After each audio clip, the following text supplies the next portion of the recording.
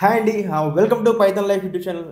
ఈరోజు టాపిక్ వచ్చేసరికి ఏంటంటే వెరైటీగా ఉంటుంది. ఎందుకంటే ప్రజెంట్ మార్కెట్లో ఉన్న ఏఐ టూల్స్ కొన్ని మనకి మతి పోగొడతాయి అనమాట. సో టైటిల్ వచ్చేసరికి పిచ్చెక్కించే 5 AI tools.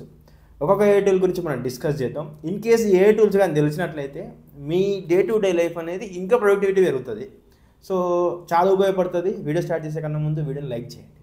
Okay, so first tool వచ్చేసరికి అండి క్లాడ్ గురించి ఎక్స్ప్లెయిన్ చేయండి. క్లాడ్ అనేది చాలామంది జనరల్గా వాడుతుంటారు, కానీ క్లాడ్ బియాండ్ యూజెస్ చాలా ఉన్నాయి. ఓకే, సో క్లాడ్కి ఏంటంటే ప్రాజెక్ట్స్ అనే ఒక ఆప్షన్ ఉంటుంది. ఓకే, ఈ ప్రాజెక్ట్స్ అనే ఆప్షన్కి ఏం చేసుకోవచ్చు అంటే మనం మన గిట్ హబ్ని కానీ మన డ్రైవ్ని కానీ ఓకే, లేదంటే మన ఎక్సెల్ షీట్స్ని కానీ వీటన్ని డైరెక్ట్గా కనెక్ట్ చేసుకోవచ్చు. అంటే ఇది ఏమవుతుందంటే ఎవ్రీ టైం మీరు మాన్యువల్గా ఒక పని మీద, ఫర్ ఎగ్జాంపుల్ నేనే ఉన్నా ఒక ప్రాజెక్ట్ని ఒక 4-5 మంత్స్ చేస్తాం కదా, ఈ 4-5 మంత్స్ ప్రాజెక్ట్ గురించి సంబంధించిన ఇన్ఫర్మేషన్ అంతా ప్రతిసారి నేను మాన్యువల్గా అది చేసాను ఇన్పుట్ ఇవ్వడం కష్టం కదా. ఈ ప్రాజెక్ట్లో డైరెక్ట్గా ఇచ్చేస్తా. Main importantly GitHub. ఒక గిటబ్ని మీరు కనెక్ట్ చేసి పెట్టేసుకున్నారంటే మీ కోడ్ డేటాబేస్ అంతా దానికి తెలుస్తుంది. ఓకే, అంటే ఇది ఓన్లీ మీ కోడ్ దాన్ని తెలిసినా పర్లేదు అనుకుంటేనే. పెద్ద పెద్ద కంపెనీస్ చేయలేవు. మామూలుగా ఎవరైతే జనరల్గా నేర్చుకునే వాళ్ళు ఉంటే కోడ్ డేటాబేస్ దానికి ఇచ్చేసారు అనుకోండి, ప్రతిసారి మీరు కాపీ పేస్ట్ చేసి కోడ్ని ఎర్రర్ని అవసరం లేదు. నాకు ఈ కోడ్కి ఎర్రర్ వచ్చిందని చెప్తే ఆల్రెడీ దానికి knowledge information are knowledge store అంటుంది, అందులో సేవ్ అయిపోయి ఉంటుంది. కాబట్టి దాన్ని యూజ్ చేసుకుని చేస్తుంది. అండ్ ఇవే కాకుండా జనరల్గా మీరు ఏ క్వశ్చన్ అడిగినా కూడా ఒకవేళ వెబ్సైట్ డిజైన్ చేయమంటే సైడ్లో దానికి ఆర్టిఫాక్ట్స్ అని ఉంటాయి. ఈ ఆర్టిఫాక్ట్స్ ఏం చేస్తాయంటే డైరెక్ట్గా డెమోని అక్కడే చూపిస్తాయి. మీకు చాట్ జీపీటీలో కోడ్ ఇచ్చింది అనుకోండి, ఆ కోడ్ని తీసుకుని మీరు పేస్ట్ చేసుకుని రన్ చేసుకోవాలి. ఇది అవసరం లేదు, మీకు ఇచ్చిన కోడ్ అవుట్పుట్ ఎలా ఉంటుందని పక్కన అదే డెమో వర్షన్ చూపిస్తుంది. అట్లా సరే. సో క్లాడ్ అనేది అర్థమైంది కదా. నెక్స్ట్ వచ్చేసరికి మిడ్ జర్నీ గురించి ఎక్స్ప్లెయిన్ చేయండి. మిడ్ జర్నీ కూడా one of the wonderful tool అండి. నేను నాకు తెలిసి లాస్ట్ 2 yearsగా దీన్ని ప్రీమియం వాడుతూనే ఉన్నాను. ఇది ఎలా అంటే మనకి నెట్ఫ్లిక్స్ టైప్ అనుకోండి.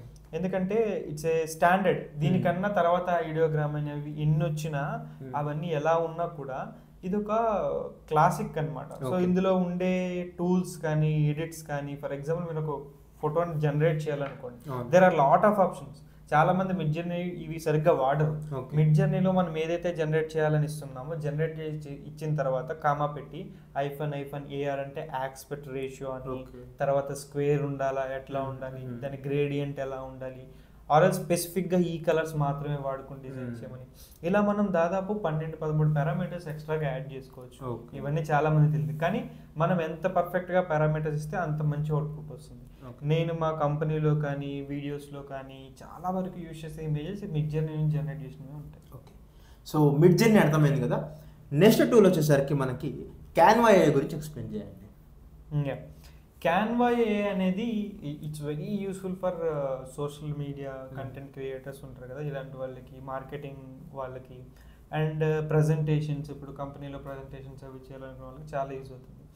బేసిక్ ఇది ఏంటంటే అండి, మొన్నే ఐ థింక్ లాస్ట్ వీకే అనుకుంటా, అంటే ఈ రికార్డ్ చేసేటప్పటికి మనకు ఒక క్యాన్వా AI టూల్ అనేది, టూల్ కూడా కాదు, క్యాన్వా AI వాళ్ళే ఒక రీస్ట్రక్చర్ని లాంచ్ చేశారు. మొన్న వీడియో కూడా చూశాను నేను లైవ్. సో క్యాన్వాలో చాలా వరకు, క్యాన్వాలో ఈమెయిల్ రైటింగ్ అని కానీ, క్యాన్వాలో వీడియో ఎడిటింగ్ అని కానీ, క్యాన్వా మెసేజింగ్ అని కానీ, క్యాన్వా నోటిఫికేషన్, సో ఇలా దాదాపు ఒక 4-5 టూల్స్ క్యాన్వా మ్యాజిక్ అని రిలీజ్ చేశారు. ఆల్రెడీ మనకి క్యాన్వాలో AI ద్వారా ఇమేజ్ జనరేట్ చేసుకునేది ఉంది. ఇప్పుడు వీడియోస్ ఇవన్నీ, అంటే ఇప్పుడు ఇది ఏమవుతుందంటే మనకి ఎప్పుడన్నా ఒక గంటలు కూర్చొని మనం ఎడిట్ చేసే వీడియోస్ అవన్నీ ఉంటాయి కదా, ఇప్పుడు ఇలాంటి టూల్స్ వాడుకుని దాదాపు ఆ టైంని 1/2 hour తగ్గించేసుకోవచ్చు. ఓకే, సో ఇందాక విన్నారు కదా క్యాన్వా AI గురించి. నెక్స్ట్ వచ్చేసరికి మోస్ట్ ఇంపార్టెంట్ నోషన్ AI గురించి ఎక్స్ప్లెయిన్ చేయండి. ఉన్న అన్నిటిలోనూ చాలా తక్కువ మంది విన్న పేరుది, కానీ చాలా చాలా ఇంపార్టెంట్ ఇది. ఫస్ట్ చాలా మందికి నోషన్ అంటే ఏంటో తెలియదు, కాబట్టి ఫస్ట్ నోషన్ అంటే ఏంటో చెప్తా. నోషన్ అనేది ఏంటి అని అంటే ఇట్స్ ఏ, మీకు ఒక ఏమంటారు, డైలీ రఫ్ బుక్ అనుకోండి. ఓకే, కానీ it's an organised rough book. మీకు ఎటువంటి నోట్స్ ఉన్నా కానీ, ఎటువంటి మీరు ఏం చేద్దాం అనుకున్నా, అండ్ మీకు ఏమన్నా డైరీస్ కానీ లేదంటే మీకు ఏదైనా నోట్స్ రాసుకోవాలనుకున్నా మీ ఎంటైర్ సబ్జెక్ట్స్ అవి అందులో పెట్టుకున్నా. నేను దాదాపు లాస్ట్ 2 years నుంచి నోషన్ వాడుతున్నా. నాకు ఆ నోషన్లోనే ఒక 10 to 15 GB డేటా ఉంది, టెక్స్ట్ డేటా. సో అండ్ ఈ నోషన్ ఒకటే ఇంపార్టెంట్ కాదు, నోషన్ అనేది ఇట్స్ ఏ గుడ్ టూల్. కానీ మనం మాట్లాడేది ఏఐ టూల్స్ గురించి. నోషన్ లోపల నోషన్ ఏఐ అని ఉంటుంది. ఇది ఎంత బాగుంటుందంటే ఫర్ ఎగ్జాంపుల్ నా దగ్గరే 10 GB ప్లస్ డేటా ఉందన్నాను కదా. ఈ 10 GB ప్లస్ డేటాలో నేను ఏఐ ప్రాజెక్ట్స్ అనేవి ఉంటాయి. ఫర్ ఎగ్జాంపుల్ ఒక 600 ప్రాజెక్ట్స్ దాకా ఇంజనీరింగ్ ప్రాజెక్ట్స్ కానీ ఇవన్నీ మనం ఇంతకుముందు చేసినవి ఉన్నాయి. ఓకే. సో ఈ 600 ప్రాజెక్టులు ఎక్కడున్నాయి? నా దగ్గర కనీసం ఒక 20-25 వేల ఫైల్స్ ఉన్నాయి. ఎక్కడున్నాయి? నేను ఎత్తుక్కోలేను. సింపుల్గా నాకు అందులో తెలిసిన కాంటెక్స్ట్ కానీ లేదంటే ఇట్లా దాని పేరు గుర్తున్నా, సమ్ పార్ట్ గుర్తున్నా, లేదంటే నేను ఎలా ఉంటుంది దాంట్లో కంటెంట్ అనేది ఒక సింట్ ఇచ్చినా కూడా దాన్ని బేస్ చేసుకున్న ఫైల్ సిస్టమ్ మొత్తం ఎతికి నాకు ఆ ఫైల్ ఇస్తుంది. ఇలాంటివి చాలా ఫీచర్స్ ఉంటాయి. ఇంకా ప్రో కనుక వాడుకున్నామంటే ఇమేజ్ జనరేషన్ అలాంటివి కూడా చాలా వరకు యాడ్ అయ్యి ఉంటాయి. కానీ ప్రొడక్టివిటీ పెంచుకోవాలి, నేను పర్ఫెక్ట్గా పని చేసుకుని నా థింగ్స్ అన్ని స్ట్రక్చర్గా ఆర్గనైజ్ చేసుకోవాలంటే ఈ నోషన్ ఏ ప్లస్ దాంతో ఏ టూల్స్ అనేవి వాడుకుంటే చాలా బాగుంటుంది. Okay, done. సో నోషన్ ఏ గురించి డిస్కస్ చేసినాం కదా. నెక్స్ట్ వచ్చేసరికి ఇప్పుడు ట్రెండింగ్లో ఉన్న డీప్సీక్ ఏ గురించి చెప్పండి.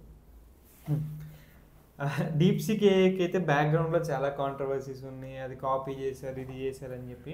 కానీ టెక్నికల్గా మాట్లాడుకుంటే నేను డీప్సీక్ ఏఐ వచ్చిన ఫస్ట్ రోజు చూసి షాక్ అయ్యా.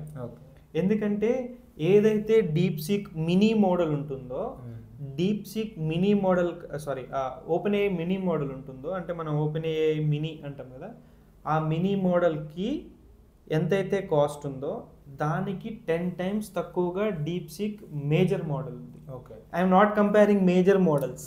ఓకే, అంటే the lowest cost of OpenAI మోడల్ని the highest cost of DeepSeek మోడల్ని తీసుకున్నా కూడా the highest cost of DeepSeek model అనేది 10 times తక్కువ టు లోయెస్ట్ మోడల్ ఆఫ్ ఇది ఉంది. ఓకే, అంత డిఫరెన్స్ రావడం వల్ల డీప్సీక్ అనేది చాలా బాగా ఎక్కువ వాడుతుంది. అండ్ అలా అని పర్ఫార్మెన్స్ ఏమన్నా కాంప్రమైజ్ అవుతుందంటే లేదు.